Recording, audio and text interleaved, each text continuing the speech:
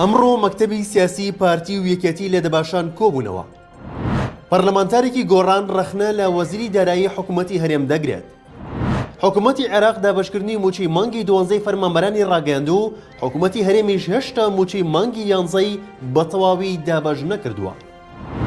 سڵاوتان دەبێت لە شارپرێسەوە هەواڵی ڕۆژتان پێشکەشەکەم. ئەمڕۆ یەکشەمە مەکتەبی سیاسی پارتی و یەکێتی بە میوانداری بابڵ تاڵەبانی هاوسەرۆکی یەکێتی لە دەباشان کۆبوونەوە و دوای کۆبوونەوەکەشیان ڕاگەیەندراوێکیان بڵاو کردەوە. سەرچاوێکی ئاگادار لە کۆبوونەوەی ئەمڕۆ یەکێتی و پارتی بە شارپرێسی ڕاگەیاند کۆبوونەوەکە بە شێوەیەکی دۆستانە و ڕاوێژکاری بەڕێوەچوو و باز لە چەند تەوەرێکی گرنگیش کراوە. باوتەی سەرچاوەکەی شارپرێس لە کۆبوونەوەکەدا دوو پرسی گرنگ هەبوون کە چاوەڕوانی خەڵک ئەوە بوو یەکلا بکرێنەوە. ئەوانیش یەکلاکردنەوەی پۆستی سەرۆکۆمار و داهاتی خاڵە سنووریەکان بوون، بەڵام بە هیچ شێوەیەک باز نەکراوە و زیاتر جەخت لەسەر ئاساییکردنەوەی پەیوەندیەکانیان کراوەتەوە. سەرچاوەکەی شارپرێس ئاماژەی بەوەش کرد هەردوو لا هاوڕابوون لەسەر ئەوەی پێکەوە لە بەغدا کار بکەن بۆ داکۆکی لە دەستکەوتەکانی کورد و چارەسەرکردنی پرسا و پەسەدراوەکانی نێوان هەرێمی کوردستان و بەغدا.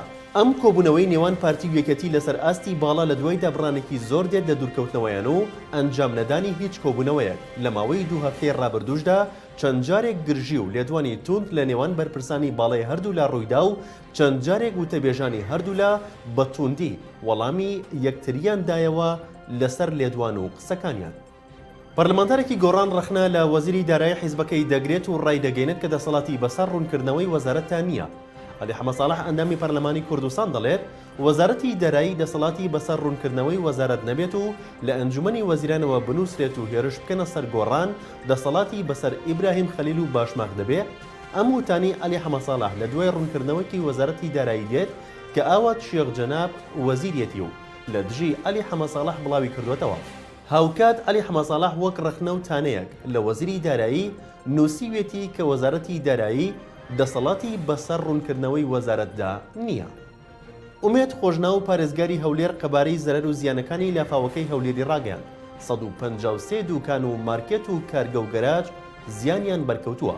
ئومێد خۆشناو لە کۆنگرێکی ڕۆژنەمەڵیدا ڕایگەیاند 15 شوێن لە ناحیە و قەزا و سەنتەری شاری هەولێر و چەند گوندێکی سەر بە ناحیەکان لافاو گرتوێتیەوە.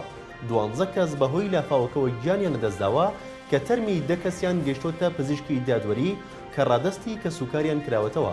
ئاماژی بۆش کرد کە سێ لە قوربانیەکان خەڵکی ناوخۆی هەرێمی کوردستان و کوردێکی یەزیدی و هاوڵاتیەکی عەرەب و کەسێکی تورک و دوو کەسی نیپاڵی. هاوکات دوو کەسی دیکەش بێسەر و شوێنن. پارێزگاری هەولێر ئاشکراشی کرد کۆی ئەو پارەی خەمڵێنراوە بۆ زەرەر و زیانەکانی لافاوەکە 20 ملیار تا 21 ملیار دینار دەبێت. داوەشی لە حکوومەتی عێراق کرد لە بودجەی فریاکەوتن پشتیوانی لە هەولێر بکات کە زیانەکانی زۆر بوون بۆ ئەوەی بتوانن هاوکاری خەڵک بکەن.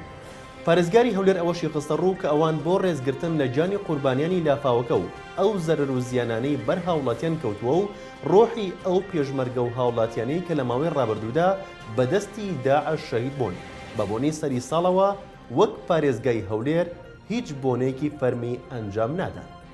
ئەمڕۆ یەکشەممە وەزارەتی دارایی و ئابووری حکوومەتی عێراق دابشکردنی موچەی فەرمانبەرانی ڕاگەیاند. وەزارەتەکە لە ڕاگەیەندراوێکدا ئاماژەی بەوە کردووە لەمڕۆ یەکشەممەوە موچەی مانگی 12 وەزارەت و دامەزراوەکانی کەرتی گشتی لە عێراق دەست پێ دەکات.